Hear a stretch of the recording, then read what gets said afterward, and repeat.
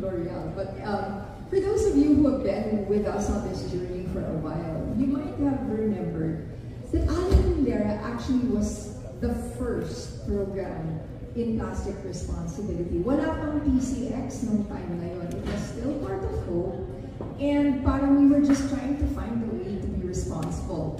And we started Aling Tindera with, defunct na, USAID. Wala na si USAID, buhay pa rin si Aling Tindera because of you, right? So we started this program, kailan nga ba?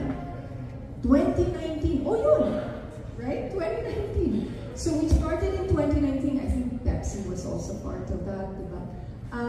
And the way it works is, and you're going to see two of our Aling Tinderas later, but how it works is we work with women, sorry store owners,